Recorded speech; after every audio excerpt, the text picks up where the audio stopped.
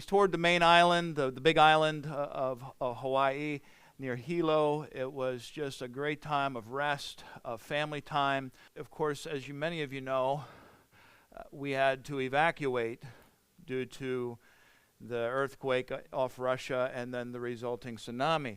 And so I found Hawaiian humor because we evacuated to a volcano to get away from the tsunami. And so I found this graphic in Hawaii. You know, when the volcano is erupting, everybody runs to the sea, and when the tsunami is coming, everybody runs to the volcano. It's really kind of entertaining to see the reality of what it's like to live on the islands in that form, but I really had a lot of time to reflect because there's something more here, not just this one event, but a plethora of things that are happening in the world around us. And Jesus talked about these days that we're living in. He said, nation are going to rise against nation, kingdom against kingdom, and there will be famines, pestilences, earthquakes in various places. How many of us realize that that's happening right now in real time like never before? And he said all of these are the beginning of sorrows. Now what does he mean by that? That things are going to get really bad? Well, yeah, because those are the precursors to the tribulation period that is on our doorstep. But here's what I took away from this. I was actually recording a podcast with J.B. Hickson when the warnings came out. I'm trying to keep focus on that and finish up our recording. And we received several hours before the waves come. And one of the consolations that I took was they were predicting 3-meter, 15-foot waves to crash on shore. You walk across the street from our home on the island to the beach, where the beach would be. We're on a 30-foot cliff. So I mean, I was kind of, at that fact alone, I was okay. But I was more worried about how this would affect our travel home, if at all, because they were talking about 48 hours or longer before the waves would subside. Worst case scenario. They wound up being just a couple meters high, and we spent the night actually about a mile from the rim of Mount Kilauea, as it had just finished erupting the week before. So that graphic is really true. In fact, I was a little disappointed. I wanted to see Kilauea erupt. We actually hiked through the crater of Kilauea from the 60-some eruption that left this big spread, and so we hiked through that crater from one side to the next, and it's like walking on the moon. And you think these huge rocks, these boulders of lava rock that have been thrown out of the volcano. But this was an 8.7 magnitude earthquake near Russia. Now, someone in the Watchman community let me know that they actually changed the Richter scale back in the 70s. This would probably have been a 9.6 if we had continued on the same measurements as before. Measured as one of the 6th largest earthquakes ever recorded in history. Thankfully, for at least as far as I know for Hawaii, there was no loss of life. But we also are remembering that Matthew 24 is unfolding, and earthquakes are happening in diverse places. And that frequency and intensity, much like the birth pangs we talk about for the prophetic world, is increasing. And these are happening in a lot of different ways. The USGS has reported over 50 significant quakes globally just in the last few days, including most of those are above 6.0 in magnitude. But we are never promised, friends, calm seas before Christ's return. In fact, Jesus said that things were going to get stormy before he returned.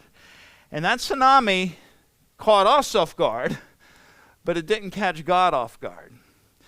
And this was the clarion call to remind us to be ready.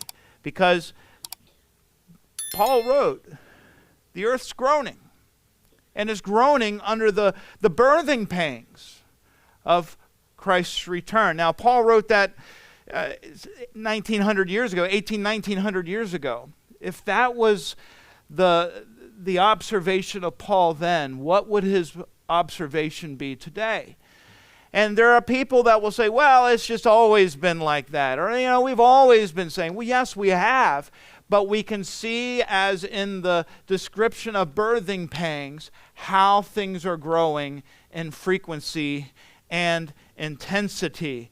And so we see around the world how volcanoes are heating up. Volcanoes are just the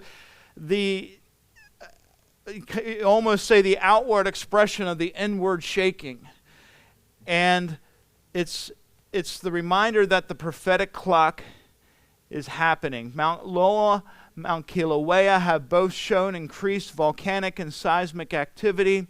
I stood on Mount Kilauea and saw the signs with my own eyes. It's had 30 what they call events where it's spouting out lava since December 2024.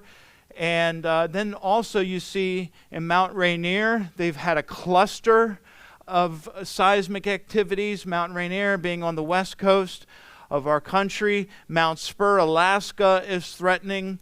Iceland, Russia, Indonesia, and even Yellowstone are now showing new seismic and thermal activities.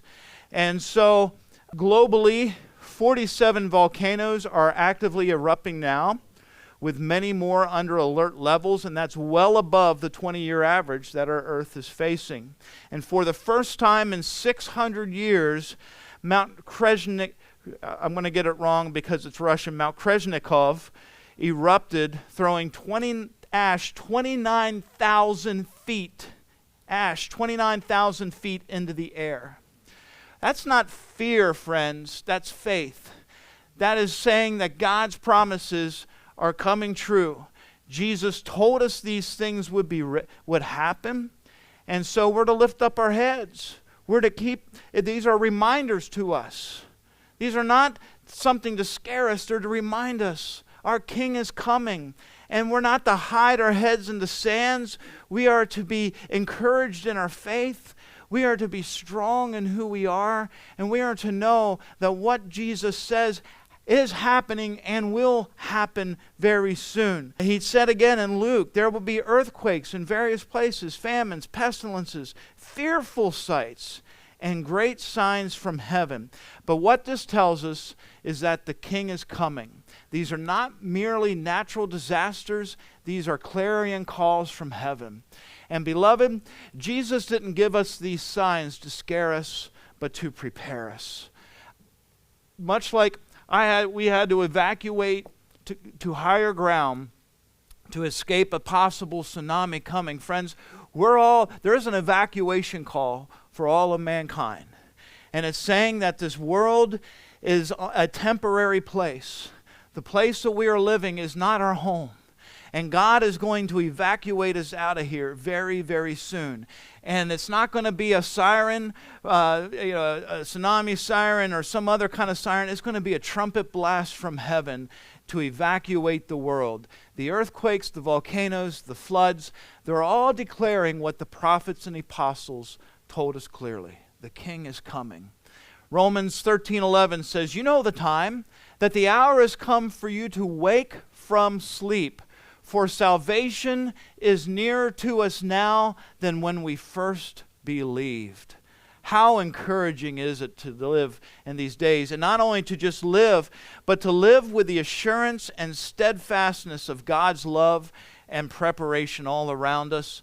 We are full of hope. We are full of strength.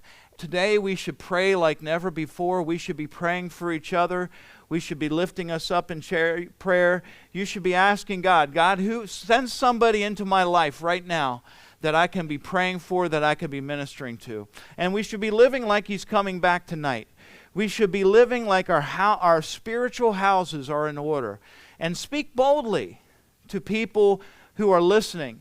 And there are people that are going to say, oh, we've heard all this before, and so on and so forth. But you never know where one time it's going to click, and someone is going to wake up and say, wait a minute, now I'm getting to see the whole picture.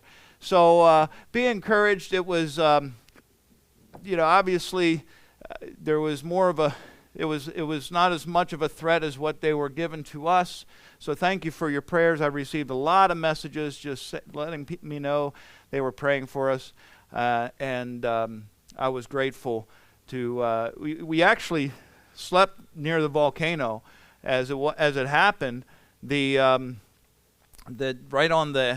in the park there is a military installation, and they rent out villas to military past vets or active duty for kind of a retreat.